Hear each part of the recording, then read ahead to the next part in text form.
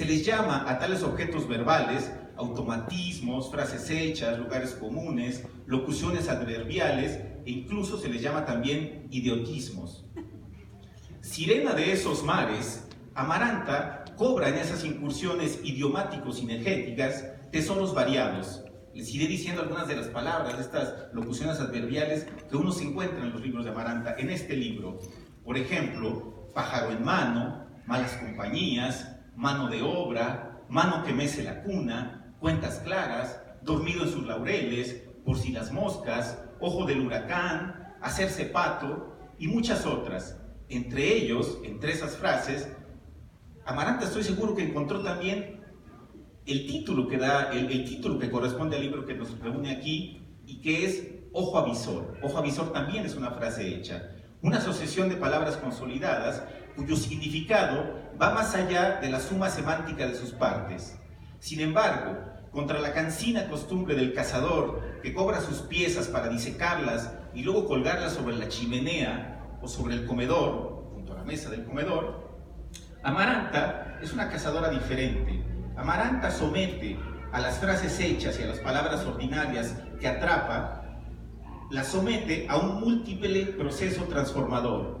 Las altera aleatoriamente con fines sonoros o con fines rítmicos. Las reorganiza en sus sílabas para que digan otra cosa o para que no digan nada.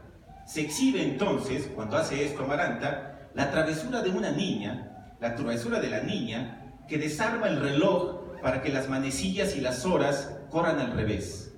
La astucia de la ingeniera loca, en este caso loca es, por supuesto, es un elogio, la ingeniera loca que altera el orden de conexión sonora de sus cables internos.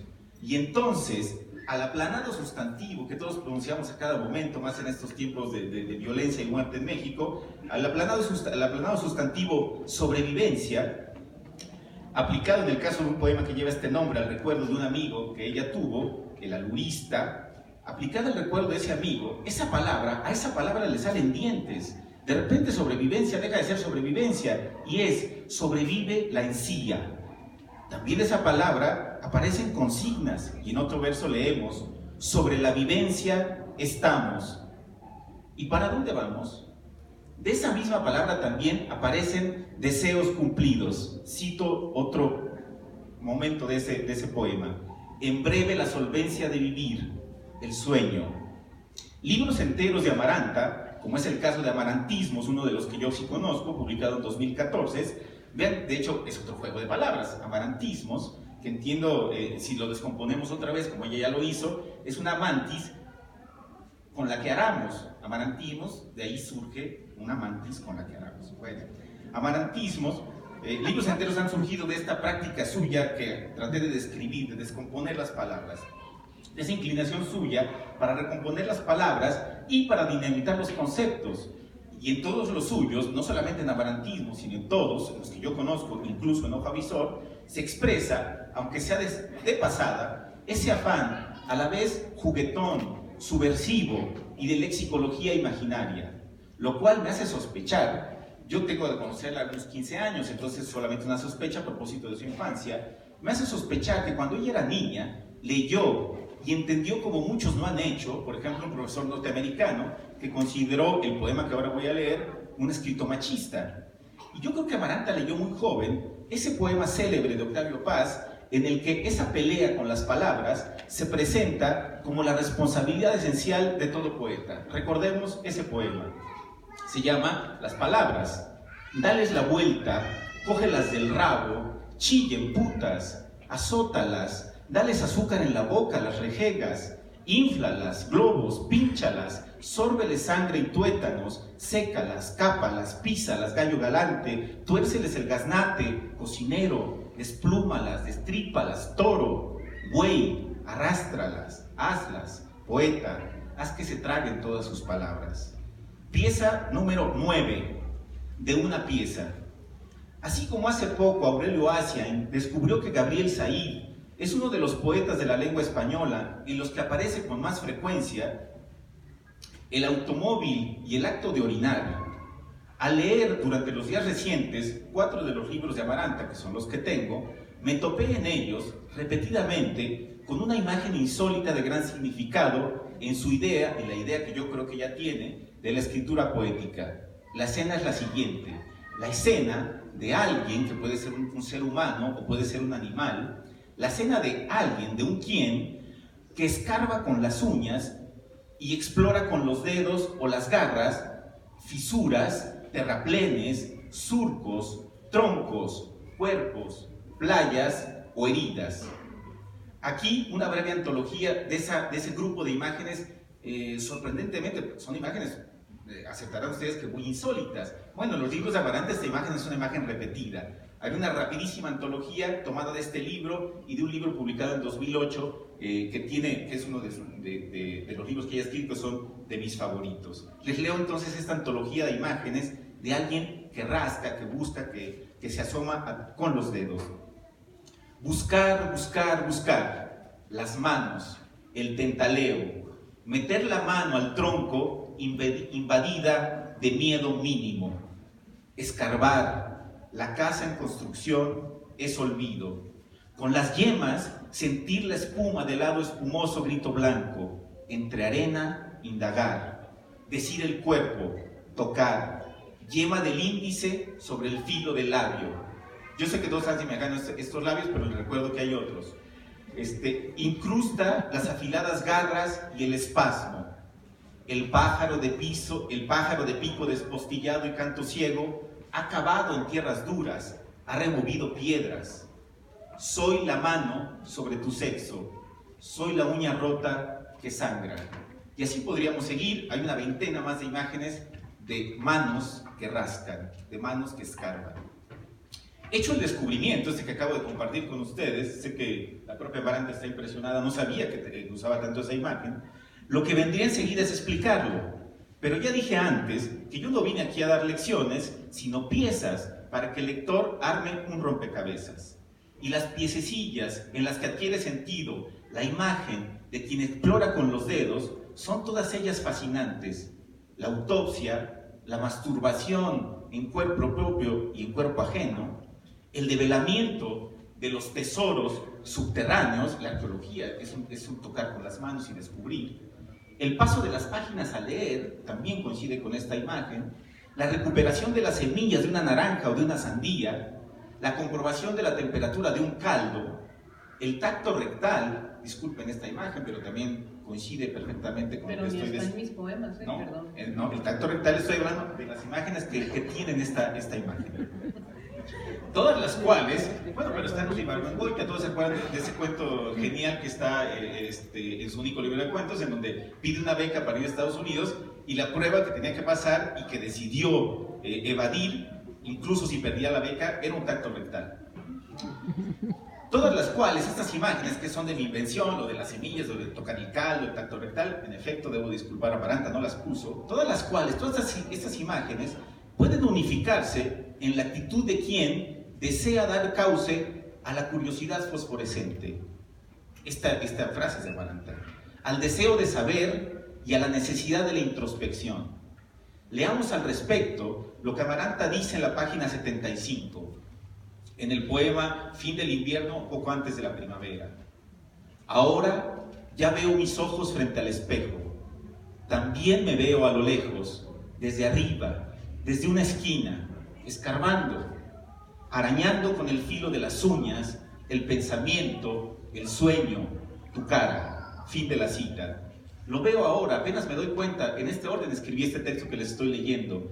Quien escarba con las uñas está escribiendo a máquina o está dibujando pájaros. Pieza número 13, pieza maestra.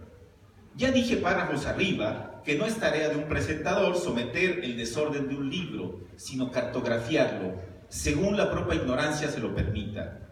Como parte de ese ejercicio, a veces el lector se topa en su recorrido por las páginas con imágenes en las que ve brotar con nitidez los puntos de ardor o de algidez de un libro completo. No es que se trate de los mejores poemas, aunque a veces así sucede. Se trata de los poemas que explican el resto sin reducirlos a hacer recetas. En el caso de Ojo Avisor, percibí ese carácter de piezas maestras en dos escritos. Uno, El lenguaje químico de las hormigas asesinas, y otro, Breve historia del arte, que hacen las veces de eso que se ha puesto de moda llamar la poética del escritor, y que a mí me gusta más bien llamar de una forma menos petulante y decir que son las cartas de creencia de quien escribe.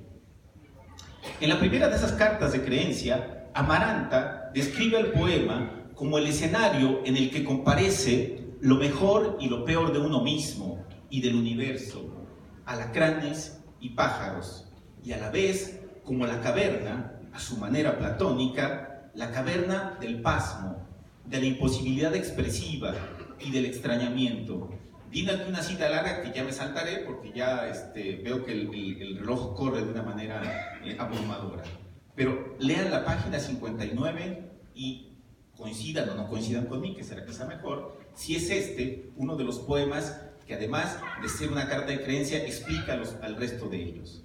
A su vez, Breve historia del arte, como se llama el otro poema que propongo como uno de los poemas que articulan el libro completo, en este poema el arte y sus formas, entre ellas por supuesto la poesía, se manifiestan primero como objetos estelares que se alejan de nosotros a velocidades enormes, dejándonos, sin embargo, su luz y sus figuras consteladas en el cielo de la imaginación.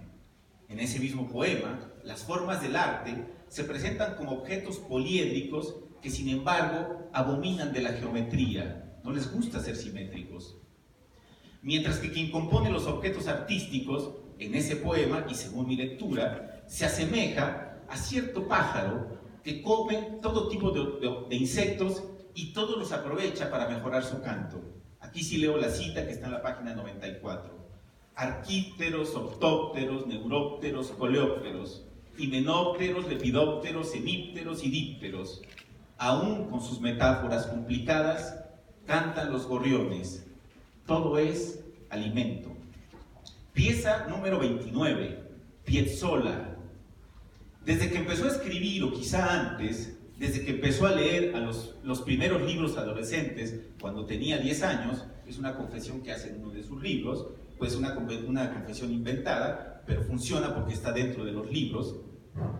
Desde niña, entonces, Amaranta vino a descubrir que era igualmente seductor, igualmente peligroso e igualmente emocionante entrar en una casa oscura, en una ciudad nueva, en ella misma a través de la introspección, que ingresar en las páginas de un libro.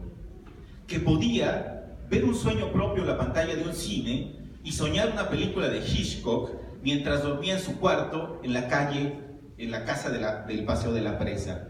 Que era tan necesario descifrar el canto de un pájaro como una canción de Pink Floyd.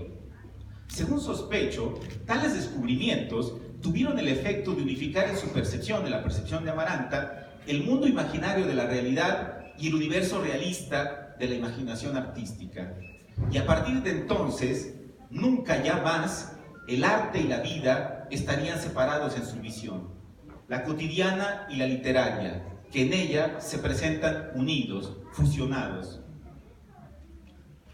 De ahí que en todos sus libros, y también siempre, yo creo que todos aquí han conversado con Amaranta, sabrán lo que les voy a decir, lo pondrán a prueba con lo que voy a decir, ¿no?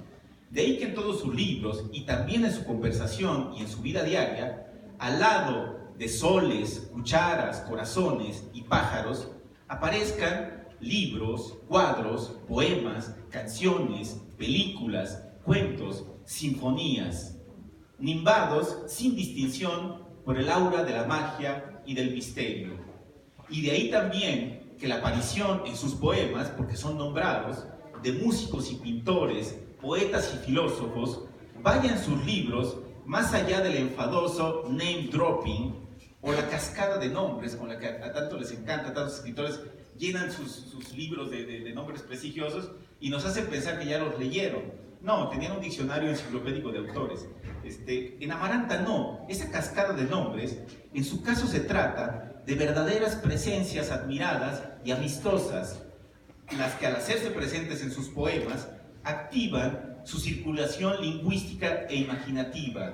Pongo algunos ejemplos, como es el caso del esqueleto de Salvador Dalí, huesilargo y de bigote engominado, a quien Amaranta saluda en el poema llamado Exhumación. O de Astor Piazzolla, que pía y pía y pía en